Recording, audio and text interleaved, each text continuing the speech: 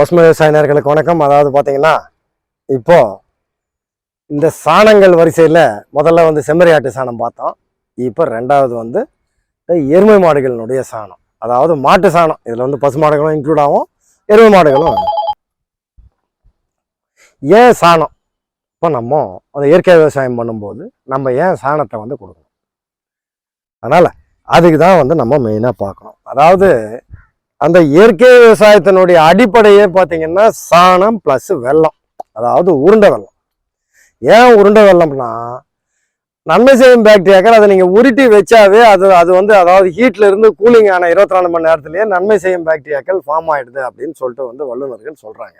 ஒன்று, மாட்டு சாணத்தில் வந்து பல பாக்டீரியாக்கள் இருக்குது, நமக்கு நன்மை செய்யக்கூடிய பல பாக்டீரியாக்கள் இருக்குது. ஆனால் நம்ம கண்டுபிடிச்சிருக்கிறது ஒரு நமக்கு என்ன தேவையோ அதை தான் வந்து நமக்கு வந்து விவசாயத்தில் சொல்கிறாங்க. அதாவது ஒரு விவசாயிக்கு சொல்கிறது அவங்க இன்னும் சயின்டிஃபிக்காக வந்து அவங்க வந்து ரிசர்ச் பண்ணுறவங்களுக்கு பல இதை பாக்டீரியாக்களை வந்து பார்ப்பாங்க. அதாங்க இதில். அப்போது ஏன் வந்து மெயினாக வந்து பார்த்திங்கன்னா இந்த எருமை மாடுகள் சாணம் முக்கியமாக எப்படின்னா ஒரு ப்ரூஃபே பண்ணியிருக்காங்க. அதாவது நாட்டு மாடுகளில் பசு மாடுகளை விட எருமை மாடுகள் சாணத்தில் வந்து சத்துக்கள் அதிகம் அப்படின்னு சொல்லிட்டு, என்னை பொறுத்த வரைக்கும் இயற்கை விவசாயத்துக்கு ஏற்றது வந்து நாட்டு எருமைகள் தான். இதனுடைய சாணம் தான் பெஸ்ட்டு நான் யூஸ் பண்ண வரைக்கும். இப்போ வந்து பசு மாடுகள் வந்து அவங்க என்ன சொல்கிறாங்கன்னா, நாட்டு பசு மாடு ஒன்று வாங்கிங்க, அதை வச்சு தான் நீங்கள் இயற்கை விவசாயம் பண்ணணும் அப்படின்வாங்க. என்னை பொறுத்தவரை அதை விட பெட்ரு இதுதான். ரெண்டாவது, எந்த பராமரிப்பும் கிடையாது இதுக்கு. ஷெட்டு அது இது ஒன்றும் செலவில்லாமல் வளரக்கூடியது. அது நைட்டில் நீங்கள் வந்து கட்டி வச்சிங்கன்னா போதும், பகலில் நீங்கள் அவுத்து வந்து ஓட்டிட்டு போகிறீங்க, இல்லைன்னா மர நிழலில் கட்டி வைக்கலாம். அதுதான் இதில் இருக்கக்கூடிய ஒரு விஷயம். அதில் கோமியம் சேகரிக்கிறதுக்கு அதுக்கு வேணால் நீங்கள் அந்த மாதிரி எனக்கு வந்து கோமியம் வந்து வேணும்னா நீங்கள் ஷெட்டு போட்டுக்கலாம். அதை ஷேப்பு வச்சு ஒரு வாய்க்கால் மாதிரி லெவலாக பண்ணி விட்டிங்கன்னா அது அந்த பக்கம் நீங்கள் வந்து அதை விட்டு வெளியில் வந்து ஒரு பள்ளம் எடுத்து விட்டுட்டு, இல்லை ஒரு அந்த இது பண்ணி தொட்டி கட்டி விட்டிங்கன்னா நீங்கள் அதில் கோமியத்தை வந்து நீங்கள் சேமிக்கலாம். Right, okay. இப்போது ஏன்னா எருமை மாடுகள் வந்து குவான்டிட்டியும் அதிகப்படியான சாணத்தை போடும், அதிகப்படியான கோமியம். அதாவது இப்போ நம்ம இயற்கை விவசாயத்துக்கு வருவோம். சாணமும் வெல்லம் தான் இயற்கை விவசாயத்தினுடைய அடிப்படை. அந்த கோமியம்ன்றது வந்து உங்களுக்கு 2வது கேட்டகரியில் வரும், அதுவும் தேவை. அதில் என்ன இருக்குன்னா வந்து இந்த நுண்ணூட்ட சத்துக்கள் இந்த மாதிரி வந்து ஒரு சில அந்த சத்துக்கள் வந்து அதில் இருக்குது. அதனால் மெயின் இது ரெண்டும் தான் ஆச்சுங்களா. இப்போது இதில் மெயினாக பார்த்தீங்கன்னா, இப்போ நீங்கள் ஒரு வைக்கோலை கூட சேர்த்து போடுறீங்கன்னு வச்சிங்களா இந்த சாணத்தில். இப்போ வந்து மாடு வந்து அசை போட்டுட்டு ஜீரணிக்காத அந்த வைக்கோல் பார்ட்டிகல்ஸோட வந்து சாணத்தில் வரும். அதை எல்லாத்தையும் நீங்கள் வந்து மக்க வச்சு உங்களுக்கு எருவாக மாற்றினோம்னா இதனுடைய சாணத்தில் இருக்கக்கூடிய அந்த செல்லுலோஸை சிதைக்கக்கூடிய பாக்டீரியாக்கள் ரொம்ப முக்கியம். அதுக்கு அடுத்தது பேசிலஸ். அதுலேயே பல ரகங்கள் இருக்குது, பேசிலஸ், சப்டிலஸ், அந்த மாதிரி ரொம்ப வந்து நம்ம படிச்சிருப்போம் 8th. அதனால் அந்த பாக்டீரியாக்கள் தான் வந்து சிதைக்குது. ரெண்டாவது இன்னொரு விஷயம் என்னன்னா, நுண்ணுயிர்கள் வந்து இதில் அதாவது அதனுடைய வீடு, இந்த சாணம் தான் அதனுடைய வீடு. இதில் இருக்கக்கூடிய அந்த ஆர்கானிக் மேட்டர், மண்ணில் ஆர்கானிக் மேட்டரை இன்க்ரீஸ் பண்ணோம்னா அந்த பசுந்தாள் ஃபர்ஸ்ட்ல வந்து அந்த தழைகள், ரெண்டாவது வந்து இந்த பசுந்தாள் உரங்கள், மூணாவது பார்த்தீங்கன்னா இந்த எருமை மாட்டு சாணம் வந்து உங்களுக்கு மண்ணில் ஆர்கானிக் மேட்டரை டக்குன்னு இன்க்ரீஸ் பண்ணோம். நுண்ணுயிர்களுடைய ஆர்கானிக் மேட்டர் இன்க்ரீஸ் ஆனாவே நுண்ணுயிர்கள் வந்து உங்களுக்கு அதிகப்படியான நுண்ணுயிர்களுடைய அந்த பெருக்கம் வரும். ரெண்டாவது என்னன்னா, நுண்ணுயிர்கள் இல்லாமல் நம்ம ஒரு விவசாயத்தை பண்ண முடியாதுங்க. அது ரசாயனமாக இருக்கட்டும், இயற்கையாக இருக்கட்டும். ஏன்னா அதுதான் இந்த உலகத்தை வந்து, இப்போ இந்த விலங்குகளை எல்லாத்தையும், இந்த உலகத்தில் இருக்கக்கூடிய எல்லாத்தையும் வந்து காப்பாற்றக்கூடியது அதுதான் நுண்ணுயிர்கள். அதாவது பூமியில் இருக்கிறது, தண்ணியில் இருக்கிறது இல்லை, பூமியில் இருக்கிறது ஆச்சுங்களா. அதாவது பாக்டீரியாக்கள் இல்லைன்னா இந்த உலகம் கிடையாது. அதனால தான் என்ன சொல்கிறாங்கன்னா, இந்த சாணத்தை நீங்கள் இயற்கை விவசாயத்தில் பயன்படுத்தும் போது அதிகப்படியான தண்ணி ஊற்றி நீங்கள் வந்து அந்த ஜீவாமிர்தம் அப்படின்ற மாதிரி வந்து நீங்கள் அதில் பண்ணும்போது அதில் வந்து நீரில் பாக்டீரியாக்களினுடைய அந்த பெருக்கம் வந்து உங்களுக்கு அது கம்மியாக இருக்கும். அதனால தான் நான் இந்த மேம்படுத்தப்பட்ட அமிர்த கரைசல்னு அதாவது ஒரு ஊடகம் மாதிரி கொண்டு வந்தேன். கொஞ்சம் நல்லா லிக்விட், அதாவது பார்த்தீங்கன்னா கெட்டியாக. அதில் உங்களுக்கு என்ன ஆகும்னா, சாணத்தை கெட்டியாக கரைச்சி வைக்கும்போது அதிகப்படியான நுண்ணுயிர்களை நீங்கள் இதில் வந்து பெருக்கலாம். ரெண்டாவது பார்த்தீங்கன்னா இன்னொரு விஷயம் என்னென்னா, azospirillum, phospho bacteria, potash bacteria, zinc mobilising bacteria, அதுக்கப்புறம் வந்து இந்த சிலிக்கான் பாக்டீரியா, அதுக்கப்புறம் மெத்தைலோ பாக்டீரியா, ஒரு தாவரம் வந்து வறட்சியை தாங்கன்னா இதை எல்லாத்தையும் நீங்கள் வாங்கி அதில் ஊற்றிக்கலாம். ஊற்றிட்டு அதை வந்து 6 நாள் நீங்கள் கலக்கி விட்டுட்டு 7வது நாள்லேருந்து எடுத்து நீங்கள் பயன்படுத்தலாம். அது அடுத்த வீடியோவில் அது எப்படி செய்கிறதுன்றதை நான் சொல்கிறேன். அதனால் கோமியம்ன்றது வந்து நீங்கள் சாதாரணமாக விடலாங்க.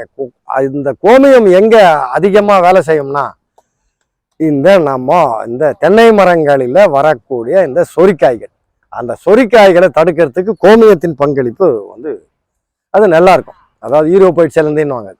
நீங்கள் கற்பூர கரைசலை வந்து நீங்கள் ட்ரிப்லையோ வேரில் கொடுத்தீங்கன்னாவே ஆட்டோமேட்டிக்காக அதுக்கு வந்து உங்களுக்கு அந்த இது வந்து சொரிக்காய்கள் வந்து வந்தது மாறாது, இனிமேல் வராது. அதுதான் விஷயம். ஏன்னா இளநீர் விற்கிறவங்களுக்கு வந்து அந்த சொரிக்காய்கள் வந்துச்சுன்னா அதனுடைய மரியாதையை போச்சுன்னு அர்த்தம். அதனால அதாங்க விஷயம். இந்த சாணத்தை இப்போது இது பண்ணிட்டு வரோம். இத்தனை பாக்டீரியாக்கள் அதில் விட்டு நம்ம தாராளமாக பெருக்கி கொள்ளலாம். இப்போ முதல்ல பார்த்தீங்கன்னா இந்த அசோலா வளர்ப்போம். அசோலாவுக்கு என்ன பண்ணுவாங்கன்னா ஒரு ஷீட்டு போட்டு சுற்றிலும் வந்து செங்கற்களை வச்சு அதில் வந்து ஒரு ஷீட்டு போட்டு அதில் சாணத்தை கலந்து விட்டுட்டு அதில் அசோலா விதைகளை வந்து அதை கொடுப்பாங்க. அதாவது எப்படின்னா இந்த அக்ரி டிபார்ட்மெண்ட்லேயே கொடுப்பாங்க. அதை கொண்டு வந்து விடும்போது இதுங்க என்ன ஆகும்னா அந்த அசோலா வந்து அதில் இருக்கிற சத்துக்கள் எடுத்துக்கிட்டு வளரும். அதாவது ரொம்ப ஃபாஸ்ட்டாக மல்டிபிள் ஆகக்கூடியது. இதில் ஒரு பிரச்சனை வர ஆரம்பிச்சது. ஏன்னா மாடுகள் சாப்பிடல சாணத்துலேருந்து. இதுக்கு என்ன பண்ணேன்னா நான் ஆரம்பத்தில், இப்போ கிடையாதுங்க, ஆரம்பத்தில் மண்புழு உரத்தை வந்து மிக்ஸ் பண்ணிட்டேன் அந்த தண்ணியில். அப்போ என்னாச்சுன்னா வந்து ஸ்மெல்லு கிடையாது. இந்த மாடுகளுடைய தீவனத்தில் இந்த அசோலாவை சேர்க்கும் போது பல சத்துக்கள் வந்து அந்த மாடுகளுக்கு வந்து அது கிடைக்கிது. ரெண்டாவது பாலினுடைய அளவு வந்து இன்க்ரீஸ் ஆகுது மெயினாக. அது விஷயம். அதனால் நம்ம இந்த சாணத்துக்கு வந்து வருவோம். அதனால் இந்த எருவை நீங்கள் வந்து எடுத்து போட்டு குவியலாக வந்து போட்டு வச்சு ஒரு 3 மாதத்துலேருந்து 6 மாதம் வரைக்கும் நீங்கள் அதை வந்து எப்படி குவியலாக வச்சு மேற்கொண்டு என்ன பண்ணணும்னா இதை வெட்டி அந்த பக்கம், அதாவது வந்து இதை வந்து எப்படின்னா திருப்பி, அதாவது புரட்டி போட்டு வைக்கும் பட்சத்தில் நீங்கள் வயலுக்கு ஓட்டலாம். முடிஞ்ச வரைக்கும் அதிகமான வெயில் காலங்களில் நீங்கள் எருவை ஓட்டுறதை வந்து தவிர்க்கலாம். ஏன்னா நீங்கள் ஓட்டிட்டு அதை தூவி விட்டுட்டு ஒருவேளை வண்டி வரல 2 நாள் ஆயிடுச்சுன்னா கண்டிப்பாக அதில் இருக்கிற நுண்ணுயிர்கள் வந்து கொஞ்சம் டேமேஜ் ஆகிறதுக்கு வாய்ப்பு வந்து இருக்குது. ஏன்னா நம்ம வந்து எப்படின்னா இதில் இருக்கக்கூடிய முக்கியமான பாக்டீரியாக்களை கொண்டு போய் நம்ம வந்து வயலில் விடுறோம். அதான் விஷயம். நீங்கள் கேட்கலாம், நீங்கள் இப்படி சொல்கிறீங்களே, இப்போ வந்து அந்த சித்திரை மாதத்தில் அப்போ அந்த இதில் கத்திரியில் வெயில் காயும் போது அப்போ எங்கே போகும் பாக்டீரியாக்கள்லாம்? அதுக்கு சாதகமான அந்த நிலை எங்கே இருக்குதோ மண்ணில் அதை நோக்கி போயிடும். கண்டிப்பாக வெயிலுக்கு காயினுங்க மண், மழைக்கு நினைக்கணும். அப்போ தான் வந்து அதில் எல்லா சத்தும் கரெக்டாக வந்து அதில் மெயின்டைன் பண்ணப்படும். அதுதான் விஷயம். அதனால் இதில் இன்னொரு விஷயம் என்னென்னா மண்புழு உரமாக மாற்றி நீங்கள் கொண்டு போகும் பட்சத்தில் இப்போ சிட்டியில் மாடி தோட்டங்களில் இந்த மண்புழு உரத்துக்கு சரியான டிமாண்டுங்க. இது வந்து இதை மண்புழு உரமாக மாற்றி 1 கிலோ 2 கிலோ 3 கிலோ பேக்கெட்டில் பேக் பண்ணி அருமையாக இதை வந்து சேல் பண்ணலாம். அந்த அளவுக்கு வந்து இதில் இருக்கக்கூடிய ஒரு விஷயம். அதனால் அதாவது அதிக சத்தான ஒரு இது வந்து அதுதான். ஏன்னா மண்புழு உரம் வந்து நான் ஏற்கனவே சொன்ன மாதிரி அதில் வந்து எந்த விதைகளும் இருக்காது, அதெல்லாம் சாப்பிட்றோம். அதாவது களைகள் வராது. இப்போ நீங்கள் ஒரு சாணத்தை கொடுக்குறீங்கன்னா களைகள் வரும். ஆனால் மண்புழு உரமாக மாற்றும் போது அதனால வந்து களைகளினுடைய அந்த புற்களினுடைய விதைகள் போய் உங்கள் மண்ணில் விழுந்து உங்களுக்கு புதுசாக நம்ம கொண்டு வந்த அந்த இதை களைகளை வந்து நம்ம வந்து உருவாக்குற மாதிரியான ஒரு நிலைமை வராது. அதுதாங்க விஷயம். இந்த சாணம் வந்து அருமையான சாணம். அதிகப்படியான நுண்ணுயிர்கள், அதிகப்படியான குவான்டிட்டி, அதிகப்படியான சத்துக்கள். அது ரொம்ப முக்கியமான ஒரு விஷயம். இப்போ இது பார்த்தீங்கன்னா ஒரு ட்ரெய்லரே பார்த்தீங்கன்னா 3000 ரூபா வந்து இப்போ இன்னைக்கு மார்க்கெட் ரேட்டு. ஏன்னா இது வந்து நாட்டு எருமைகள் வச்சுருக்கவங்க யாரும் இல்லை. மாடு மேய்க்கிறது வந்து ஒரு கௌரவம் இல்லாத ஒரு தொழில்ன்ற கதைக்கு தான் போய் நிற்கிது எல்லாமே. ஆனால் கண்டிப்பாக அடுத்தது எல்லாமே இதை நோக்கி தான் வரணும். ஏன்னா இப்போ நமக்கு சாப்பாடு வேணும், அதுதான் ரொம்ப முக்கியம். அதனால் அதாங்க இதில் இருக்கக்கூடிய முக்கியமான ஒரு விஷயம். உங்களுக்கு கிடைக்கும் பட்சத்தில் அந்த என்னை பொறுத்த வரைக்கும் பசு மாட்டு அந்த சாணத்தை விட இந்த எருவு மாடு சாணம் வந்து உங்களுக்கு அதை விட இது சிறந்தது அப்படின்னு சயின்டிஃபிக்காகவே வந்து அதை சொல்லியிருக்காங்க. அதனால் அதுவும் இப்போ எல்லா சாணமும் வந்து நமக்கு வந்து அது சிறந்தது தான். இப்போ ஜெர்சி மாட்டு சாணம் வந்து அவங்க வந்து வேணான்றாங்க, அதில் வந்து பெரிய நுண்ணுயிர்கள் இருக்காது அப்படின்றாங்க. நீங்கள் கட்டி வச்சு புல் போட்டிங்கன்னா கண்டிப்பாக அதில் அந்த சாணத்தில் பெரிய அளவில் பாக்டீரியாக்கள் இருக்காது. அதான் அடிப்படைங்க. மேய்ச்சலுக்கு போகிற எந்த மாடாக இருந்தாலும் நீங்கள் வந்து தாராளமாக அதை எடுத்துக்கலாம். நாட்டு மாடு இல்லாதவங்களால என்ன பண்ண முடியும்? அதுக்காக போயிட்டு இருக்கிறத நமக்கு எப்படி சாதகமாக பயன்படுத்திக்கலாம் அப்படின்றது தான் அங்கே இருக்கிற முக்கியமான விஷயம். இந்த பாக்டீரியாக்களை நீங்கள் வந்து அந்த இப்போ இந்த இதில் வந்து நீங்கள் மண்புழு உரமாக மாற்றும் போது இன்னும் அருமையாக அதுலேயே நீங்கள் பல பாக்டீரியாக்களை வந்து லிக்விட் பாக்டீரியாக்களை விட்டுக்கலாம். உங்களுக்கு அது வந்து ஒரு நல்ல இதுவாக இருக்கும். மண்புழு உரம் தயாரிக்கும் போது இன்னொரு விஷயம், மண்புழுக்களும் நீங்கள் வந்து விற்பனை பண்ணிக்கலாம். சரியான டிமாண்டுங்க. 500 ரூபா கொடுத்தா கூட 1 கிலோ கிடைக்கல, 600 ரூபா சொல்கிறாங்க. இந்த சாணம் பார்த்தீங்கன்னா இப்போது இது வந்து நீங்கள் குவியெல்லாம் கொட்டும் போதே வந்து எப்படின்னா ஹீட்டு பயங்கரமான ஹீட்டாக இருக்கும். நீங்கள் அந்த கார்த்திகை மாதம் அந்த மாதிரி, அதாவது மழையெல்லாம் ஓரளவுக்கு டிசம்பர் மாதம் வந்துருச்சு, நம்ம வந்து வயலுக்கு வந்து நம்ம இனிமேல் ஓட்டணும் அப்படின்னும் போது மண் வெட்டி வந்து இந்த அலுமினியம் மண்ணக்கூடைகளை எடுத்து தான் கொட்டுவாங்க இதில், அதாவது டிராக்டரில். அது என்ன ஆகும்னா வந்து அதிகப்படியான சூடாகும், அதிகப்படியான சூடு, அது தொடவே முடியாது உங்களுக்கு, அந்த மாதிரி இருக்கும். அதனால் இது நீங்கள் அதுக்கு தான் என்ன பண்ணுறாங்கன்னா புரட்டி போடும்போது அது வாரத்துக்கு வசதியாக உதிரி ஆகும். அதுதான் விஷயம். அதனால தான் வந்து இதை புரட்டுறது. 2வது, மேலே எதனா வைக்கோல்கள் அந்த மாதிரி இருந்ததுன்னா அது வந்து கீழே போடுவாங்க. மேலே இந்த எருவு போடும்போது அதுவும் மக்கிடும். மக்கிறதுனா என்ன, அந்த செல்லுலோஸை அதை வந்து இந்த சாணத்தில் இருக்கக்கூடிய பாக்டீரியாக்கள் வந்து சிதைக்குது. அதுதான் மெயினாக அங்கே நடக்கிறது. அதுக்கப்புறம் இந்த சூடோமோனஸ் இந்த மாதிரி சில பாக்டீரியாக்கள் இயற்கையில் இருக்குது. அவங்க என்ன பண்ணுதுன்னா விவசாயத்தில் வந்து வளர்ச்சிக்கு வந்து உதவுது அப்படின்னு வந்து சயின்டிஸ்டுகள் சொல்கிறாங்க.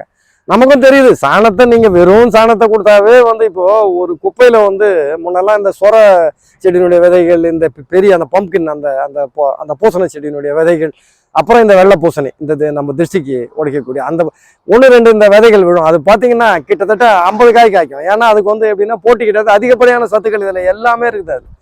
அதான் விஷயம். அதனால தான் இந்த சாணம்ன்றது வந்து ரொம்ப ரொம்ப முக்கியமானதுங்க. அதனால தான் நம்மளுடைய முன்னோர்கள் வந்து படிக்காதவங்களே இதை வந்து அந்த காலத்திலே கண்டுபிடிச்சாங்க. அதனால தான் இதுங்களை கொண்டு வந்து இதுங்களை நம்மளை முட்டினாலும் அதுக்கு வந்து மூக்கணாங்கயிறை அது கண்டுபிடிச்சி கொண்டு வந்து நம்ம கூட வச்சுக்கிறதுக்கு காரணம் என்னென்னா, இது இருந்தால் தான் நம்மளால் விவசாயம் பண்ண முடியும். இனிமேல் எல்லாருமே இயற்கைக்கு தாங்க வரணும். நான் ஏற்கனவே சொன்ன மாதிரி பல புது வியாதிகள் எல்லாம் வருது. அதுக்கெல்லாம் காரணம் என்னன்னா, ரசாயனம் இடப்பட்ட வயல்களில் இருந்து வரக்கூடிய தானியங்களை நம்ம சமைச்சு சாப்பிடும் பட்சத்தில் தான் இந்த மாதிரி பிரச்சனைகள் இருக்குது. இப்போ திருப்பி முன்னெல்லாம் வந்து எப்படின்னா இந்த இந்த இந்த சிறுதானியங்களை பற்றி யாருமே கவலைப்படுத்தல, ஸ்டைலாக வந்து டிஃபனு அந்த மாதிரி பண்ணிட்டு இருந்தாங்க. இப்போ திருப்பி காலையில் சிறுதானிய கஞ்சி அதுதான் வருதுங்க இப்போ. அதான் விஷயம். அல்ல, இப்போ அடுத்தது நம்ம வந்து இன்னொரு வீடியோவில் ஆட்டு சாணத்தை பற்றி வந்து போவோம். அல்ல, ஏதோ எனக்கு தெரிஞ்ச சில அந்த தகவல்களை அதை நான் சொல்லியிருக்கேன். உங்களுக்கு பயனுள்ளதாக இருக்கும்னு நினைக்கிறேன். ஒரு விவசாயம் என்ற முறையில் ஏதோ எனக்கு தெரிஞ்ச அந்த தகவல்களை நான் சொல்லியிருக்கிறேன். நன்றி, வணக்கம்.